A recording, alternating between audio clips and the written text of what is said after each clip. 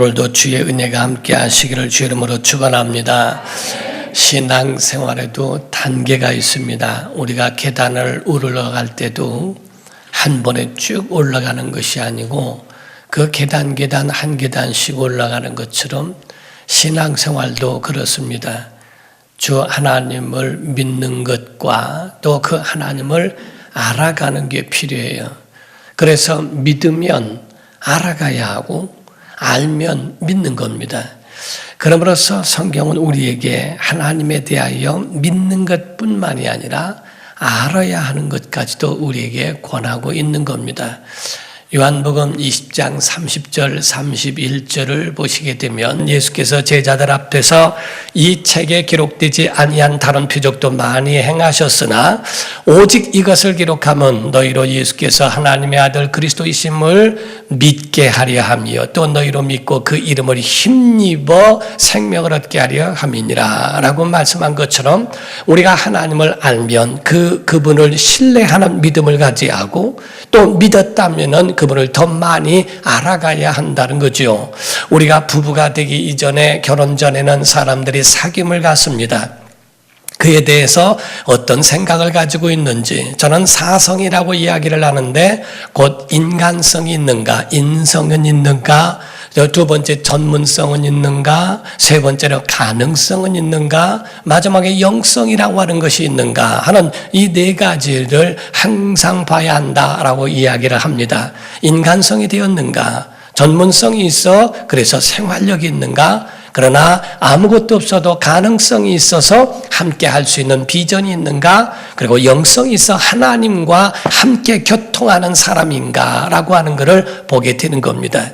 이와 같이 결혼 전에 둘이 만나면 그 가운데 사귐을 갖는 동안에 확신이 생길 때까지 사귐을 갖게 되죠. 세상 사람들처럼 그냥 이상한 그런 음란한 것으로 가라는 이야기가 아니고 모두가 비전이 맞는지 삶이 맞는지 우리의 마음이 맞춰져 가면서 살아가는지에 대한 부분을 어느 정도 갖게 하고 그 다음에 결단이 섰으면 결혼에까지 들어가게 됩니다.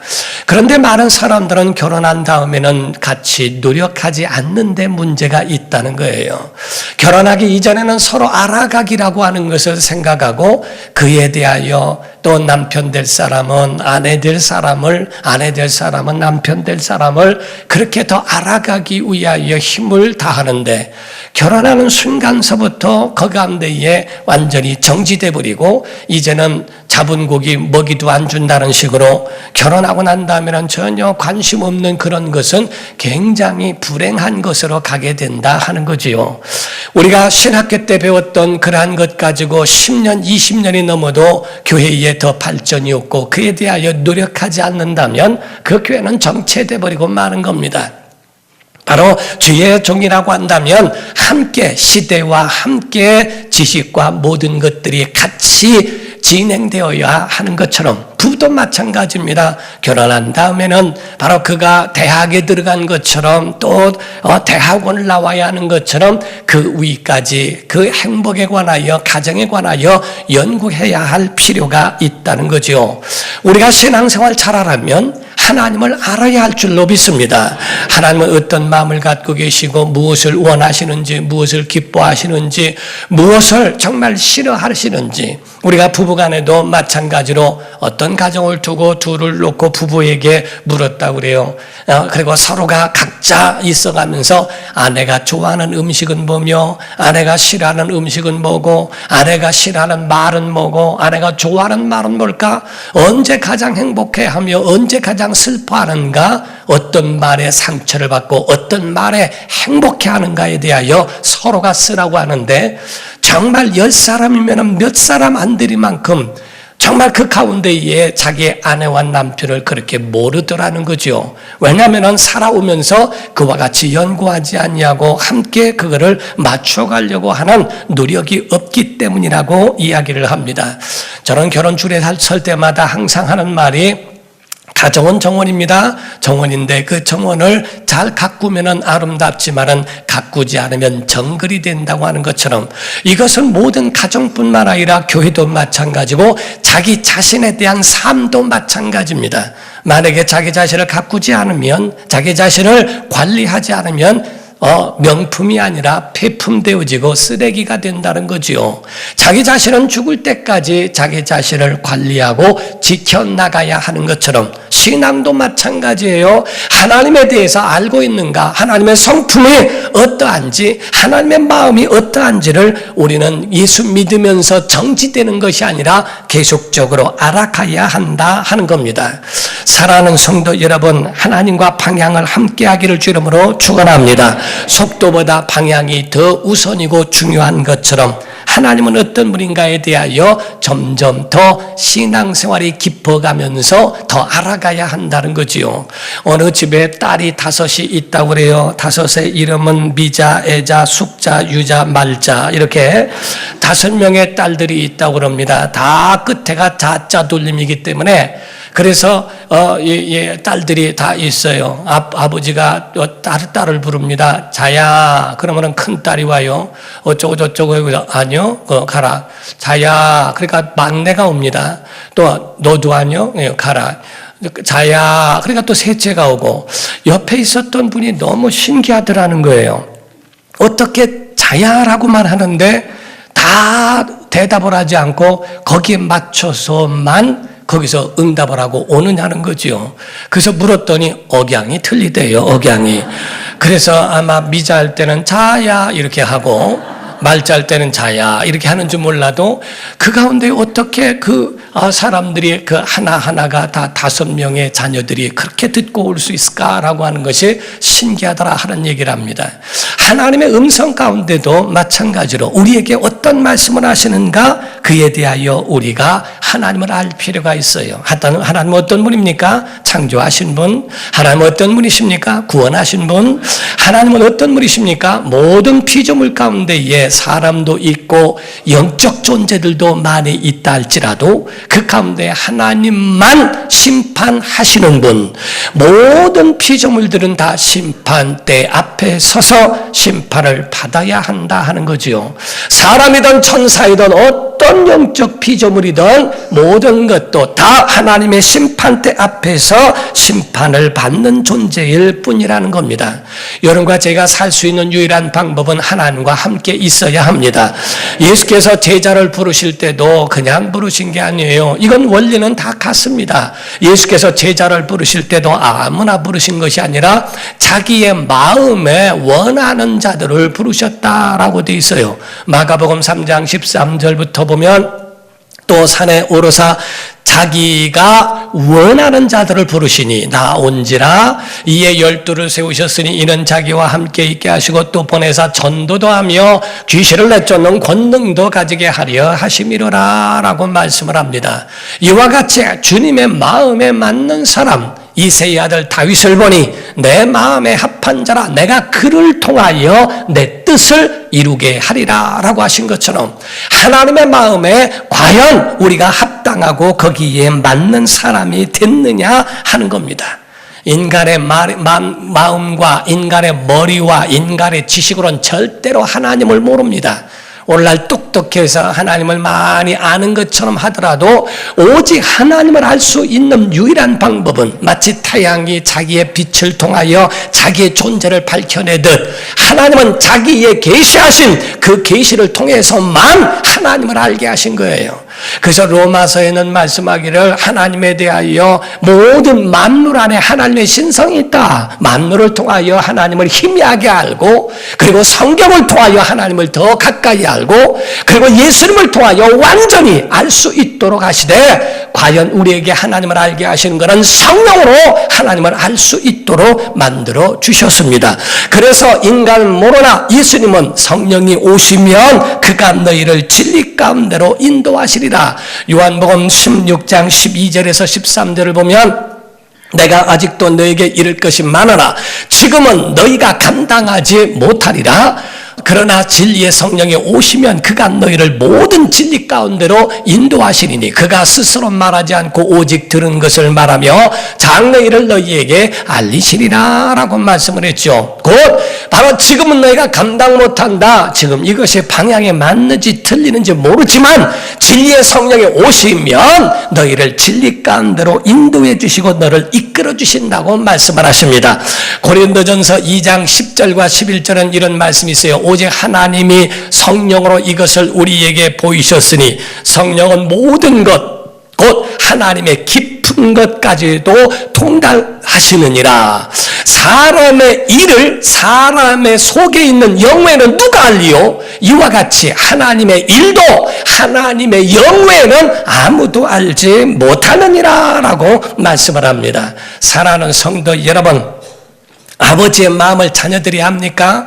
자녀들이 성공하고 또 성장하고 아버지가 되고 해봐야 아버지의 심정을 조금이라도 알 수 있다라고 고백하지 않습니까? 성경에 보면 탕자의 비유가 나옵니다. 탕자의 두 아들이 있는데 그 아버지에게 두 아들이 있는데 하나는 맏아들은 아버지와 함께 있고 둘째가 아주 마음에 개인적으로는 독특한 사람이라 아버지 내게 줄 유산을 달라고 미리 달라고 해서 그것 가지고 장사하겠다고 먼 타국에 가버립니다.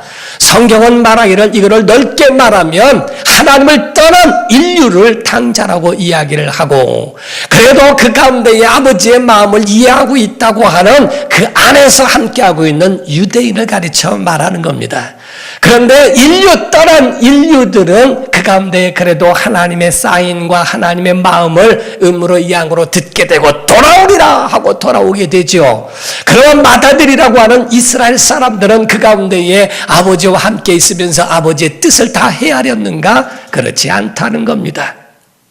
그 안에서 자기 동생에게 탕진하고 돌아와서 있는 그 동생을 위하여 송아지를 잡고 잔치를 벌이고 하는 그것이 못마땅하다라는 거죠. 어떻게 보면 오늘날 교회로 비유할 수 있는데 교회 밖에 있는 사람들이 예수 그리스도 안에서 들어와 정말 들었을 때는 세상 인간 말종으로 살고 인간 자기가 원한 대로 다 살고 죄란 죄는 다 짓다가 이제 와서 구원받겠다고 돌아오는가? 라고 하는 거기에 대하여 속상할 수도 있고 마음 상해할 수도 있죠. 어찌 보면 그러한 것이 탕자와 같고 교회 안에 있으면서도 아버지의 마음을 모르면 불효자식과도 뭐가 다르냐 하는 겁니다.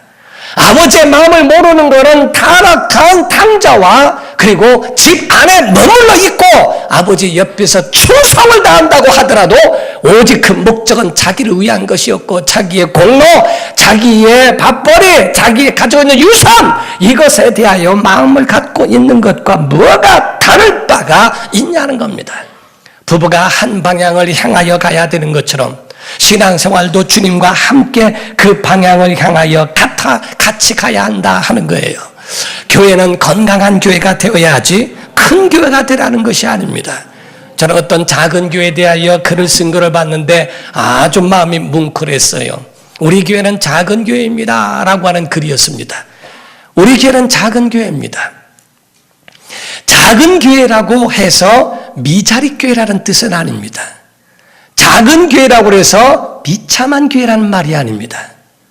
우리는 작은 교회이지만은 건강하며 작은 교회이지만 아주 철저하게 하나님을 섬기는 믿음으로 건강합니다. 정말 거기에 대하여 큰 교회라고 해서 다 건강한 건 아닙니다. 작다고 해서 다 비루먹은 것처럼 다 허접한 것도 아닙니다. 작은 교회도 정말 건강하게 성장하고 하나님을 향하여 가고 있는 믿음의 사람도 얼마든지 그 안에 있더라는 거죠. 여러분과 저는 오늘도 주의 음성을 듣고 메시지를 통하여 여러분의 영혼에 깨닫는 은혜가 있기를 주님으로 축원합니다. 성경 모든 것에서는 하나님의 음성이 들어있고 메시지가 들어있는데 이 요나서는 굉장히 인간과 하나님에 대한 그거를 잘 표현하고 있는 것과 같습니다. 예수님께서도 요나의 표적밖에는 내가 볼 것이 없다라고 하셔서 그 말씀이 실제요 사실 있었던 부분이라고 하는 것을 확인시켜 주신 것처럼 이 요나라고 하는 사람이 물고기 뱃속에 들어가서 3일 동안 있었던 그 일도 사실이라고 하는 것을 볼 수 있다는 거죠. 왜? 하나님은 하실 수 있기 때문입니다. 이 요나라고 하는 사람은 하나님을 알았던 사람 중에 하나입니다. 나는 하나님을 압니다. 하나님에 대하여 하나님 어떤 분이신 줄을 알고 있습니다. 라고 그렇게 자부했던 사람이요. 하나님은 죄를 미워하는 분입니다. 자, 죄를 뭐해요? 미워하죠. 두 번째, 죄인은 심판하십니다. 자, 죄인은 뭐하세요? 심판하십니다. 그리고 하나님은 사랑이 많으시기 때문에 회개하면 용서하십니다. 자, 하나님 뭐하세요? 용서하신다는 거예요. 이거를 알고 있다는 거죠. 그래서 이 요나는 세 번째 이것 때문에 니느웨로 가기를 거절하고 다시스로 가는 그런 배를 타게 된 것이 바로 이 세 번째 이유 때문입니다.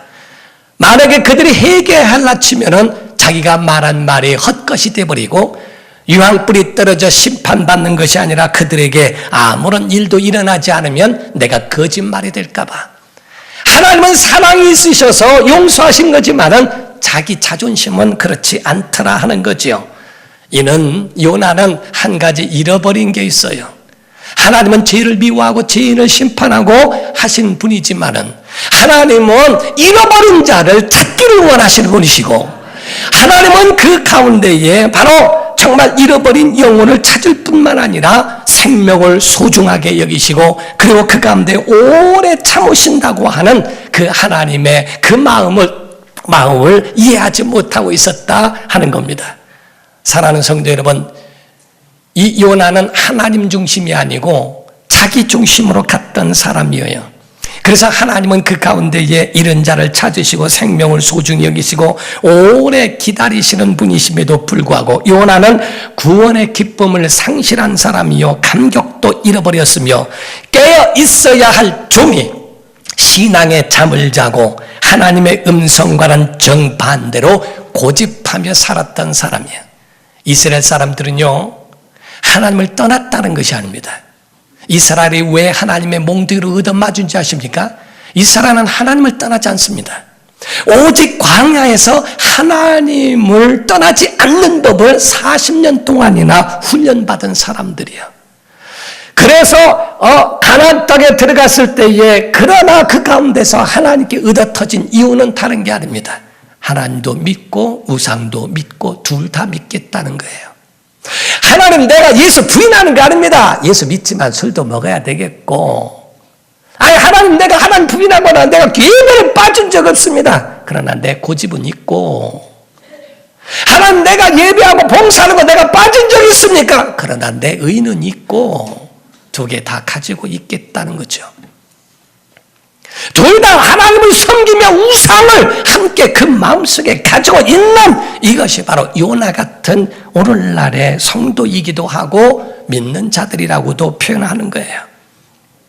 하나님의 명령을 들었습니다. 요한아서 1장 1절과 2절입니다. 여호와의 말씀이 아미떼의 아들, 성경에 보게 되면은 요나 이렇게 말하지 않습니다. 왜냐하면 전설로 이야기해요. 성경은 모두가 다 거의 대부분 누구의 아들로 표현했어요. 왜? 실존적인 존재라고 하는 것을 말하기 위해서 아미떼의 아들 요나에게 임하니라 이르시되 너는 일어나 첫 번째 일어나 저 큰 성 니느웨로 두 번째 가서 그것을 향하여 세 번째 외쳐라 그 악독이 내 앞에 상달되었음이니라 하시니라. 그러므로써 이와 같이 하나님께서 그를 일어나 두 번째 가라 세 번째 외쳐라 라고 명령을 하셨어요. 그런데 3절에 보게 되면요 그러나 불순종 접속사가 있어요. 그러나 요나가 여호와의 얼굴을 피하려고 일어나 다시스로 도망가려 하여 요바로 내려갔더니 자 내려갑니다. 마침 다시스로 가는 배를 만난지라 여호와의 얼굴을 피하여 그들과 함께 다시스로에 가려고 뱃삭을 주고 배에 올랐더라. 점점 내려갑니다. 그의 그 경로를 보게 되면 요바로 내려가고요. 그리고 배 밑창으로 내려가고요. 결국에 물고기 뱃속에서는 내가 스울로 내려갔다고. 스울이란 말은 음부, 또 스울이란 말은 지옥이란 뜻입니다. 내가 지옥 한복판까지 내려갔습니다 라고 그렇게 이야기합니다. 제멋대로 신앙생활하는 거죠. 하나님의 마음을 안다고 하면서도 자기 멋대로 자기 의대로 그렇게 하는 겁니다. 도망갔다는 말은 영적 침체를 말하며 현실 도피를 가르쳐 말하고 있어요. 하나님을 피했다. 오늘 오후 예배 때 단체 말씀드립니다만은 하나님을 피해서 갈 데는 없어요. 그런데 하나님을 피해서 다시 쓰러 가기 위해서 2번씩이나 피했다는 말을 쓰고 있어요. 오늘날 시험 들면은 교회가 싫어져요. 시험 들면은 목사 얼굴이 마귀 같아요. 시험 들면은 교회가 다 성도들이 보기 싫습니다. 그 마음속에 피하고 싶은 마음이 들어요. 그 마음에 영적 침체가 오고요. 그러고 난 다음에 자꾸 내려가 스올까지 맛을 볼 수밖에 없도록 된다는 겁니다. 그러나 요나가 깨닫는 것 중에 하나가 풍랑이 일어난 이것이 자기 때문이라는 것을 깨닫게 되죠. 거기서 이 풍랑은 하나님이 자기를 부르는 음성이요, 신호요, 사인이라고 그렇게 여깁니다. 알기는 뚫어지게 알지만 그렇기 때문에 이 요나는 미련한 사람이 아니고 교만한 사람이라는 거죠. 하나님에 대해서 아예 모른다면 그냥 따라라도 가죠. 안다고 하니까 하나님에 대해서 아닙니다. 이거 아닙니까? 저거 아닙니까? 그러다가 결국에는 물고기 뱃속에 들어가 3일 동안을 숙성됩니다. 물고기 뱃속에 들어가서 완전히 있으니 3일 동안에 그만큼 되면은 좀 성질도 죽을 만도 되고 그 가운데 자기 습관도 버리고 철저하게 깨질 만도 된데 3일 갖고는 안 될 모양이에요. 40일 금식했을 때는요, 기운 하나 없고 아무것도 없어요. 그러니까 아무런 속에서 있는 정욕도 없고 아주 이렇게 살면 아주 성자같이 살 것처럼. 근데 먹기 시작하면요, 똑같습니다. 사람이 밥 먹고요, 눈이 떠지기 시작하면요, 그때부터는 똑같은 옛 성품이 또 나온다는 게. 제가 개척한 지 얼마 안 되는데요, 머리 하얀 분이 찾아왔어요. 찾아와가지고 성경을 좀 가르쳐달라고 성경 공부를 해요. 그러냐고 같이 이야기를 하고 대화를 나눈 적이 있어요. 근데 성경을 보자고 그러면은 안경을 낄 때 안경을 막 눈을 찔르려고 그래요. 그리고 끼고서 성경을 보고 난 다음에 또 깰려면 얼마나 안타까운지 몰라요. 어떻게 다 그랬냐고 물었더니 40일을 금식을 했대요. 8시간 남겨놓고 남편이 화를 돋구는데 화는데 그때 마비가 왔어요. 응급실로 가가지고 거기서 간신히 구사일생으로 살아난 다음부터 몸이 흔들리기 시작해요. 그거를 보면서 굉장히 마음에 안타깝고 마음에 아쉬운 마음이 들어요. 내가 그때 좀 진지한데 이렇게 물어봐서 죄송합니다. 어떻게 40일 금식하는데도 화를 낼 만한 혈기가 있던가요? 나들이요. 그 마음에 확 올라오더래요. 그 가운데에 정말 우리 인간이라고 하는 것은 3일 동안에 물고기 뱃속에 들어가도 녹지도 않고 40일 금식하더라도 그거를 버릴 거를 버리지 못하는 이거는 정말 구제불능이라고 하는 만큼 그렇게 해버린다는 거죠. 우리는 하나님 앞에서 한 번 와서 끝나는 존재가 아니라 계속 깨져야 하고 씻겨야 하고 계속적으로 우리에게 부서지지 않으면 안 되는 존재라는 거예요. 그럼에도 불구하고 하나님은 버리지 않습니다. 그래서 성경의 요나서에 보게 되면 3장 1절과 2절에 여호와의 말씀이 2번째로 요나에게 임하니라 이르시되 일어나 저 큰 성읍을 일어나라 첫 번째 말하죠. 저 큰 성읍 니느웨로 두 번째 가서 똑같죠. 내가 내게 명한 바를 그들에게 뭐하라? 선포하라 하신지라. 여러분 정말 우리는요 주님의 명령이라고 믿고요 항상 기뻐해야 됩니다. 기도해야 됩니다. 감사해야 됩니다. 정말 자기 자신을 향하여 축복을 선포하기를 주의 이름으로 축원합니다. 자기 영혼을 축복할 수 있고 선포하라는 거예요. 듣든지 말든지 인정을 하든 안 하든 상관하지 마라. 가서 선포하라. 하나님의 심판도 있을 것처럼 정말 있다고 하는 것을 그들에게 알려줘라. 우리 영혼도 마찬가지고 하나님이 아니고는 절대로 살 수 없는 우리 자기 자신이라고 하는 것을 선포하는 것이 얼마나 중요한가. 사람들은 자기의 고집 가지고 살려고 합니다. 자기의 의만 가지고 살아가려고 노력합니다. 그러나 그것으로는 다 실패해요. 성경의 어느 역사를 보더라도 사람을 통하여 하셨지만은 하나님만이 행하신 거예요. 그래서 신비한 역사는 하나님이 하신 겁니다. 신기하게도요, 모든 성이 회개하기 시작했어요. 하나님의 감동을 받으시고 그들을 살려주셨습니다. 우리의 중요한 것이 있어요. 사람은 도구에 불과하고 역사는 하나님이 하신다. 사람은 도구에 불과하고 역사는 하나님이 하신다 하는 것을 믿는 겁니다. 그때에 하나님은 그들을 살리시며 감동을 받으시고 그들을 살리시기로 작정하셨는데 요나는 싫어합니다. 요나는 싫어합니다. 4장 1절에서 2절을 보면 요나가 매우 싫어하고, 얼마나 싫어했으면 매우 싫어하고 하나님 앞에 성까지 있는 사람이요. 여호와께 기도하여 이르되 여호와여, 내가 고국에 있을 때 이러할 거라고 말을 했지 않습니까? 이런 말입니다. 이러하겠다고 말씀하지 아니하였나이까? 그러므로 내가 빨리 다시스로 도망하여 싸우니 주께서는 은혜로우시며 자비로우시며 노하기를 더디하시며 이내가 그 시사 뜻을 돌이켜 재앙을 내리지 아니하시는 하나님이신 줄을 내가 알았기 때문에 안 간다고 했다니까요 하고 하나님 앞에 아주 고의적으로 들이대고 도전하고 이렇게 성까지 냅니다.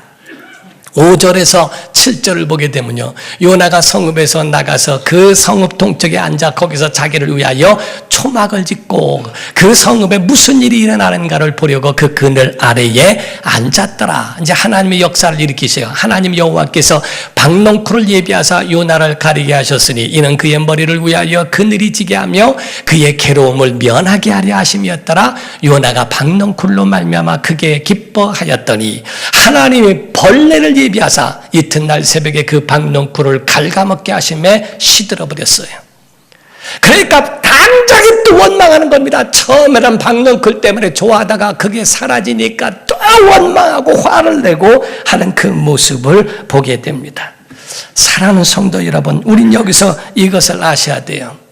하나님의 마음이 뭔가? 하나님의 마음이 본문인데 본문의 10절과 11절 여호와께서 이르시되 내가 수고도 아니하였고 재배도 아니하였고 하룻밤에 났다가 하룻밤에 말라버린 이 박농쿨을 아꼈거든. 하물며 이 큰 성읍 니느웨에는 좌우를 분별하지 못하는 자가 12만여 명이요 가축도 많이 있나니 내가 어찌 아끼지 아니하겠느냐 하시니라.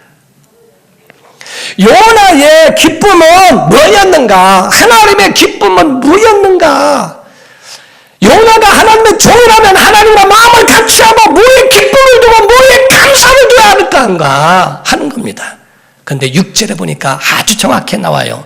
하나님 여호와께서 박농쿨을 예비하사 요나를 가리게 하셨으니 이는 그의 머리를 위하여 그늘이 지게 하며 그의 괴로움을 면하게 하려 하심이었더라.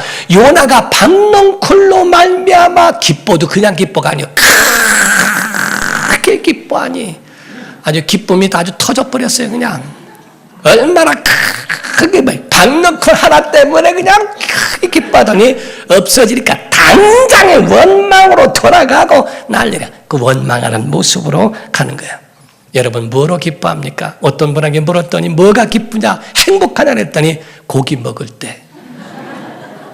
당신은 언제가 제일 기쁘고 행복합니까? 라고 물었더니 선물 받을 때. 그럼 당신은 뭔가? 또 물었더니 어떤 사람은 말하기를 음식 잘 먹고 분위기 좋은 커피숍에서 커피 마실 때. 근데 난 한 사람, 특이한 사람 봤어요. 당신은 언제 가장 행복합니까? 내 남편이 속을 썩인대요. 그런데 한 가지 장점은 돈을 많이 벌어온대요. 남편이 월급날 돈 가져오면 그걸 화장실 가서 셀 때 이렇게 얘기해요. 진짜 그렇게 얘기하는 사람 봤어요. 화장실 가서 그 돈 셀 때가 제일 행복하대요. 여러분, 그건 다 뭐냐? 박농쿨에 지나지 않다는 거예요. 하나님의 마음은요, 회개하고 돌아올 때, 예배할 때, 찬양할 때, 하나님의 이름을 높일 때 하나님은 제일 기뻐하신다는 거거든요. 예배를 하더라도 우리만 먹지 마세요. 하나님 앞에 영광 돌리기를 주 이름으로 축원합니다. 예배는 하나님께 올려드리는 것이고 하나님을 기쁘시게 해야 할 줄로 믿습니다. 하나님을 기쁘시게 하면 그의 은혜로 그의 팁으로 우리의 영혼이 사는 겁니다. 여러분 평생에 아버지의 마음이 우리의 마음인 줄 깨달아 알고 주 안에서 살아가는 성도가 되기를 주 이름으로 축원합니다. 기도하겠습니다. 이 시간에 다 같이 통성으로 기도할 때 아니라고 하지만은 여러분들도 박넝쿨로 인하여 기뻐하고 하던 일이 조금 안 되면은 원망하는 모습으로 돌아서는 요나 같은 자는 아닙니까? 우리 영혼에 깨닫는 은혜가 있게 하셔서 정말 하나님을 기쁘시게 하는 예배가 되게 하시고 그 은혜로 우리 영혼도 살도록 인도해 달라고 우리 간절한 마음으로 다 같이 통성으로 기도하시겠습니다.